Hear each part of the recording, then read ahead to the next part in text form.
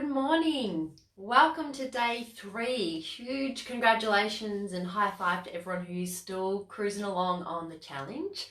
No matter where you're at, or whether you started today or yesterday, or you're planning on doing it next week, good on you. Like, this is, this isn't an easy thing to do. It really does step us out of our comfort zone.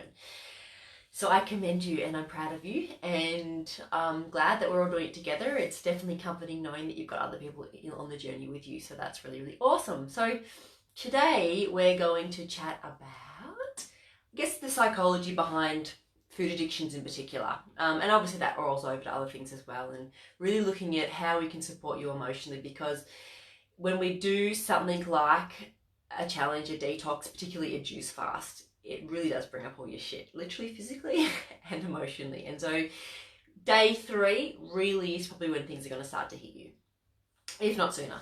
We all detoxify at different rates. I'm actually feeling really good, which normally by this stage I would have had a killer headache, but I think probably because I cut sugar out of my diet come January 1st, I'm a little bit further on in my journey. And we all detox at different rates based on our methylation status and the status of our liver pathways and stuff like that. So some people can go full ball into it straight away and feel really terrible initially. Some people can, feel great for the first few days, and then all of a sudden the liver gets some momentum up and it starts to start kicking out a lot more toxins, and you can start to feel really terrible. So neither's wrong or right. It's just a difference between where you're at and how your body works. And it's just understanding that and, like I said, utilizing the tools I chatted about yesterday to help you get you through. So today I want to chat specifically about, I guess, self-sabotage and the emotional thoughts.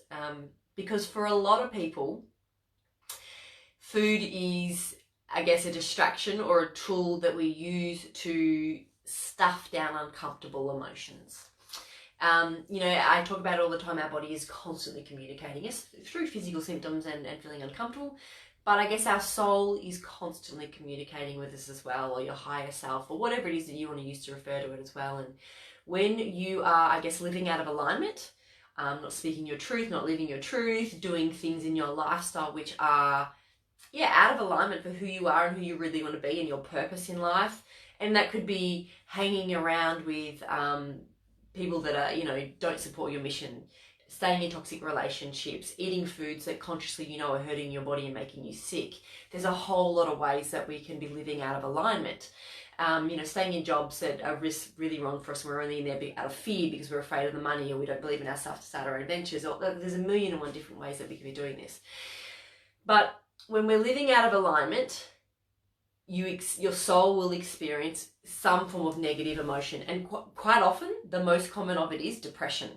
And I like to always tell people depression isn't a bad thing. Tell people, we get stuck in that, oh my God, I'm depressed, what's wrong with me? There's something wrong with me, I need to go take antidepressants, or I need to take herbs or vitamins, what's wrong with me? And you know what?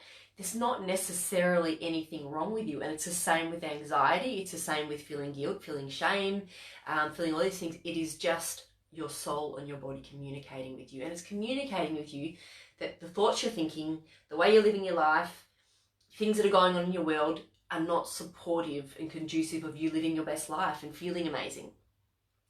And so we want to use not only physical symptoms, but we also want to use emotions as our signposts for what's actually going on in our world and how we're living life. And so I know for a fact, I've used sugar my entire life to suppress uncomfortable feelings. We're all taught you want to live in this, glass half full, be positive, look on the bright side, which of course it's an important thing. We need to be, be out working towards that. But we also need to learn to feel. We need to learn to feel emotions, even the uncomfortable ones, because they're just telling us something. And let's use something really obvious as an example, like, being in a relationship where you feel like you're constantly triggered, you're always upset, you don't feel like they notice you, you don't feel like they love you, they never spend any time with you, they don't support you, whatever the story is that's going on in a relationship, which is very, very common. But we choose to stay anyway, even though our needs aren't being met, because, maybe we've taken an oath through marriage, or we've got children, or we're afraid that we can't get anyone better, or we're afraid that we're not lovable, or a million and one reasons. And if you're in this particular situation, you know it, or maybe you're in a similar situation but a different element of your life, like being in a job that doesn't serve you, or looking in the mirror every single day and hating what you see in the mirror, but then not having the strength, the courage, the commitment, to make changes to support your physical body, whether it be, you know, detoxing, exercising, or changing your diet, you know, seeking help from someone. So that sort of scenario can play out in a million and one different ways. But essentially, when we listen to the emotion, it's your body saying, like I said, it's an internal compass. Your emotions are internal compasses. It's like, this doesn't feel good. This actually hurts. This feels uncomfortable. I don't like this feeling. So obviously a big part of it is, well, I need to make a change. And we all know change is scary and uncomfortable. So usually what people will do is use food to just suppress that uncomfortable feeling down. And that could be alcohol, it could be coffee, it could be sugar, which has always been my poison.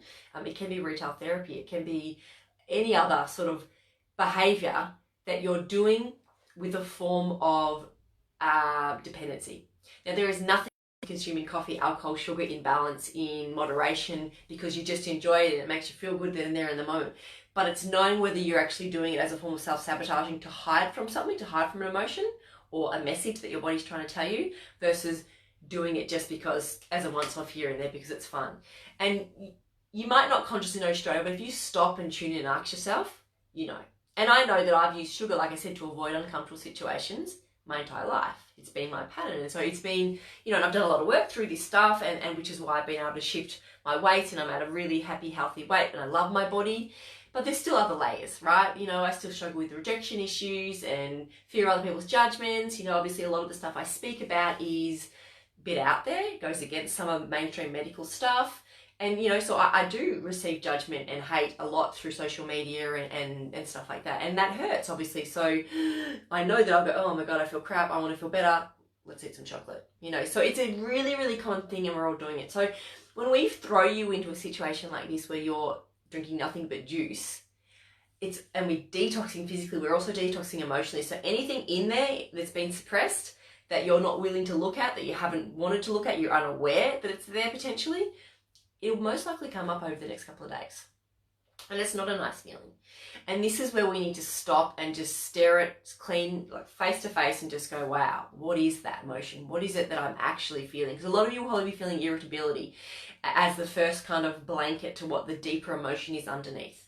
And so the irritability is make you feel frustrated and annoyed, and you'll be cranky people around you, or it doesn't really matter. But that's where we need to stop and just connect with our body and just ask ourselves, wow, what actually is this? And this is where the tools of the journaling and self-exploration really come in and is so important. And utilize the balanced day meditation that I posted in this group, because it helps, I guess, calm down that external voice, calm down the ego, the chatter, where we can actually tune in and just have that conversation with our soul. And it's like, where are you hurting? Why are you hurting? What are you actually feeling? What do you need from me right now? Because a lot of it's based on childhood wounds, and they're patterns and programs that we've just been running our whole life. So they're automatic processes.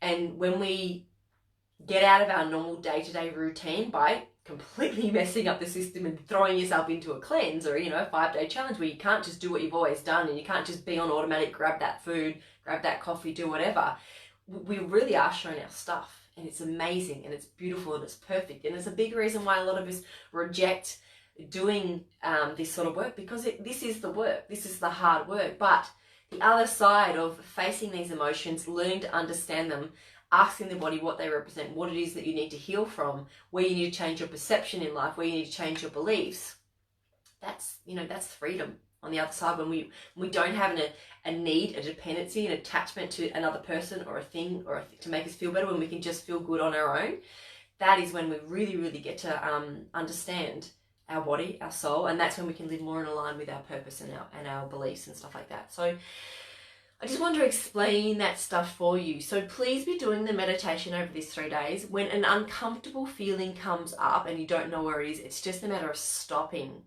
going within and like connecting with your body and going, wow, what is this? Where does it come from? And your soul, or your higher self, your conscious mind, will get the awareness if you stop long enough to feel it. Most of us just don't stop long enough to tune in and check in and feel it, because life's busy, because we don't want to feel it. So we just, I'm irritated, I must need a coffee. Or, it doesn't matter what it is, but you learn to know when you're self-medicating versus actually just living in that higher alignment with your true self and your true potential. So use the journaling ask the questions. It's just a process of self-inquiry, asking yourself questions, and your higher self will bring the answers through, you know. And so please, I would love anyone to come who's watching live to comment and share any emotions that you've been feeling, any uncomfortable feelings.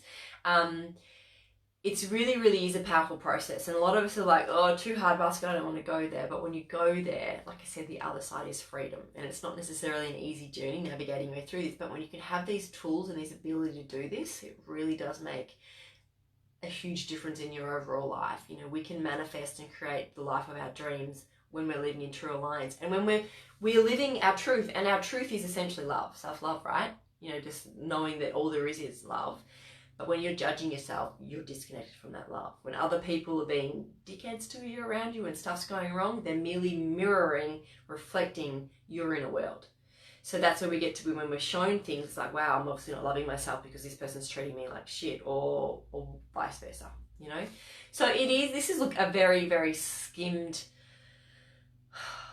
scratching the surface of a pretty broad topic. I do talk about this stuff a lot. We focus on this a lot in the Balanced Babe Sisterhood, where we do fortnightly healings around all this sort of stuff, but it really is a beautiful journey. I'm going to post also in the comments a video that's really powerful, a YouTube video by an amazing guy called Matt Kahn, and it really does sort of go deeper into some of this stuff as well. So I will share that. I hope you're all amazing. I hope you're all doing fantastic. Please reach out, please post. I'm loving the posts. The more you share and interact, the $250 is up for grabs, and I've got my eye on, there's about 4 or 5 of you that are in the front run for this, because you're sharing pictures of sharing your journey, and I'm just loving it, and it's really beautiful, and it's really, you know, encouraging, inspiring for other people. Day 2 of the juice fasting, we can do this. Get in and do your dry skin brushing today, morning and night if you need, do your enemas, do everything, coconut pulling, you know, just get in and give it a track, you know, like it's 5 days of discomfort potentially, but you know, you're going to love yourself at the end of it for committing to it and following through. And I look forward to chatting to you again later.